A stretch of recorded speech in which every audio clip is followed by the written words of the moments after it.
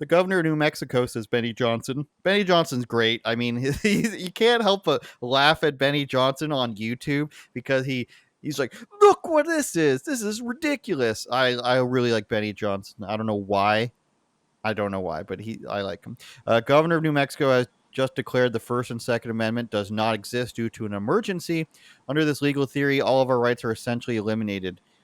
And we're going to hear from her. And the crazy thing about this is exactly what happened in Canada. Let's listen to her.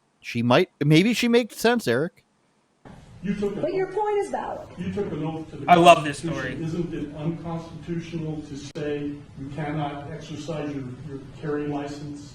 With one exception, and that is if there's an emergency, and I've declared an emergency for a temporary amount of time. Pause it right there. I can. The faces of the guys. Well, dude, she lets the cat out of the bag in 2 seconds there. First of all, there's no such thing as, yes, with one exception, if there's an emergency. What? No, it doesn't. No, that doesn't work like that in America. That literally is not the case. Was there a footnote at the bottom of the Yeah. Constitution? Well, no, it wasn't. That's the first thing. But she believes that you're stupid enough to believe that. Yes, you're right. With one exception, an emergency. And then what's the next sentence? And I said there's an emergency. What?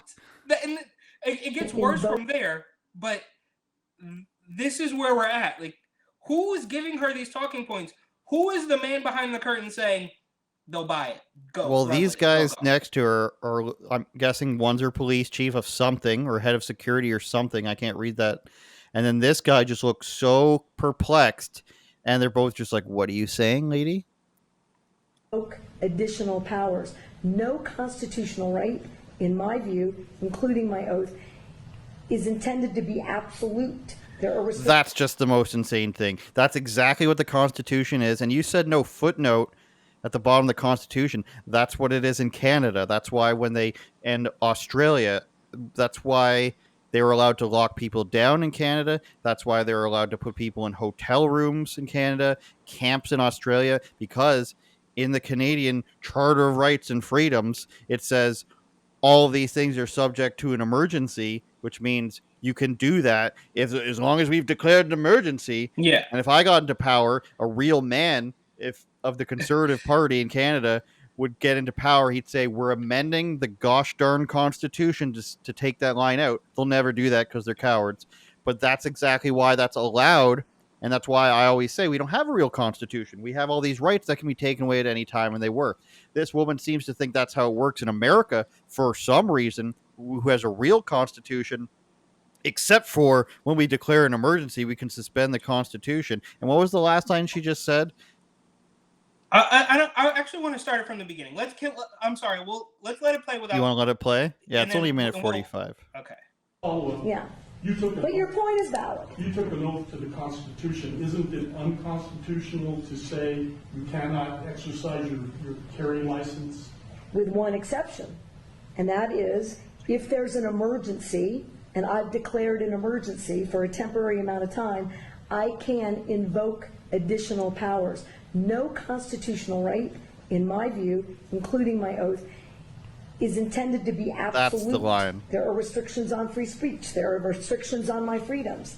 In this emergency, This guy on the left. this 11-year-old and all these parents who have lost all these children, they deserve my attention to have the debate about whether or not in an emergency we can create a safer environment. Because what about their constitutional rights? I took an oath to uphold those too. And if we ignore this growing problem without being bold, I've said to every other New Mexican, your rights are subrogated to theirs. And they are not, in my view. Wait a minute, okay. You're talking about crimes. There are already laws against the crimes, so how are their rights? I got it, but again, if I'm unsafe, who's standing up for that? Guy wiping his face now. If this climate is so out of control, somebody should do something. I'm doing as much as I know to do. Madam Governor, Yep. do you really think that criminals are going to hear this message and not carry a gun in Albuquerque on the streets for 30 days? No. But here's what I do think. It's a pretty resounding message. No, it's not. So this is the exact logic they used in Canada for lockdowns, vaccines, and everything. You don't have the right to make me sick. You don't. Your rights don't supersede mine. There's no rights superseding anything. It's just rights. And she thinks that you can just take them away. One, because she thinks it'll matter if you tell people that they can't carry guns for 30 days. Like, just like the reporter said, criminals aren't going to do that. But the fact that her excuse is because you might harm me, therefore your rights are suspended. It makes no logical sense. Legally in the United States, it makes no legal sense. And this is the ramblings of a woman who just wants to be able to say that she is God, essentially. When I say so, I have all the powers. And if you're bad, then I can take away your rights to punish a few people. I will punish the greater population to send a message to those criminals, and they're going to hear it. Yeah. I don't need yeah, no man. Well, you're right. So, first of all, I mean, the entire argument hinges on something that's completely untrue. We've gotten through that, right? There is no yes, except for in an emergency. Verifiably untrue. Secondly, and secondly, the very next sentence is, and I've created an emergency. It's like, wait. So that's like Fauci saying, I am science. It's like, why didn't you just say, I make the rules now? It's the exact same thing. And then she says that we should be able to have this debate or something in there. She starts talking about, it's like, really, lady, you don't want to have we both know you don't want to have a debate. You want to declare emergencies left and right and tell people exactly what to do. And if you think that it's an emergency, whatever happened in the state of New Mexico, and now you're declaring a state of emergency where people can't carry their guns for 30 days. Like, and then everybody's just going to start robbing people because they won't have their guns. No. Why not, instead of telling people not to carry their guns, just say, hey, state of emergency, no crime for 30 days. That's right. That's what the first reporter said. Yeah, why would this one work? Why can't you just go to San Francisco and say, hey, it is a state of emergency. Cars are being broken into. You can't park your car for 5 minutes to go get some snacks out of the gas station. It is an emergency. No more car break-ins. Hate speech is a permanent declared emergency against being mean.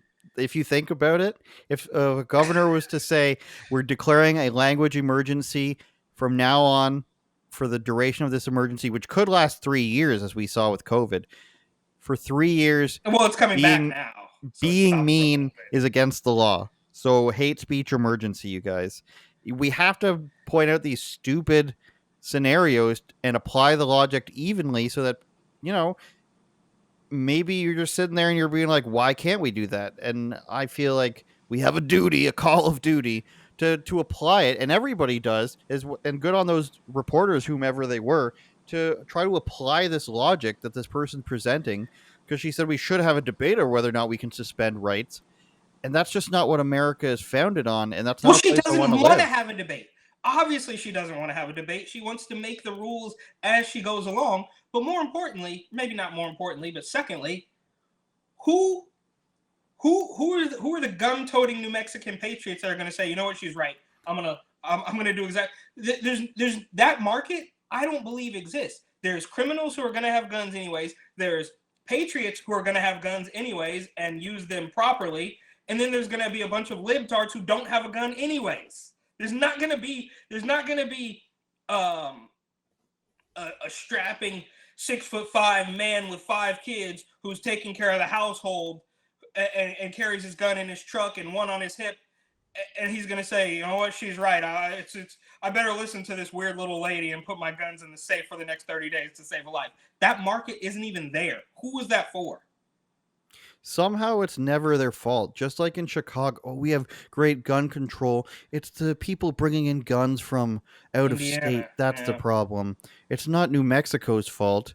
It's somebody else. They won't say it's Mexico's fault, even though that's probably where a lot of the illegal firearms come from. We have to sue Kia and sue Hyundai. Yes. I liked, what was this comment on one of our videos? There's nothing wrong with San Francisco. It's propaganda. As long as you learn not to leave your valuables in your car, you'll be fine.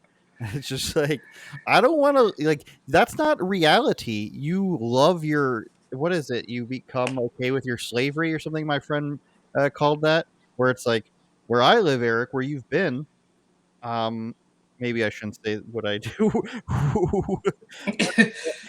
Come on, criminals. I won't say what I do, which I'm comfortable with my safety. And it's not leave my door unlocked. I'm not that stupid.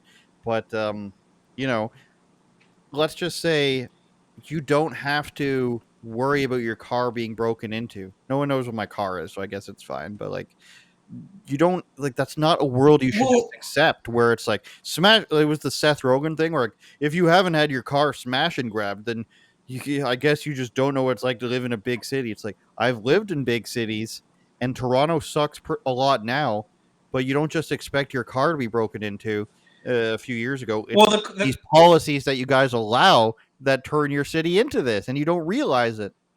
the car break-ins are a very specific San Francisco problem. Like something's happening there. I don't know whether it's gangs or what it is. That's a very, like, yeah, it happens in Oakland, it happens in Berkeley, it happens in other Bay Area cities, but it is a very, I mean, the same thing with the poop, right? Like, yes, there's Yeah, San poop in Francisco's Oakland, great. but it's just it's very specific to San Francisco for some reason.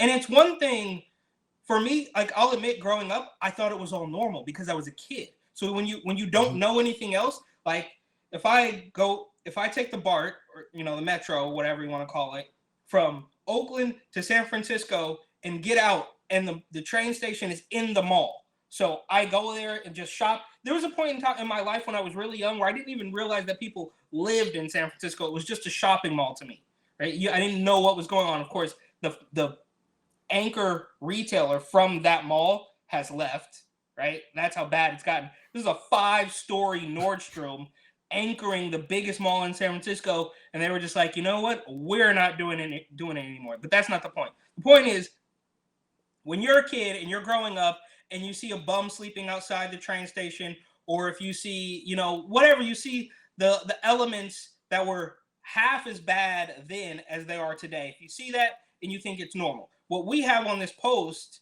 is a grown man who doesn't even realize that there's other things out there. Or maybe he Yeah. does.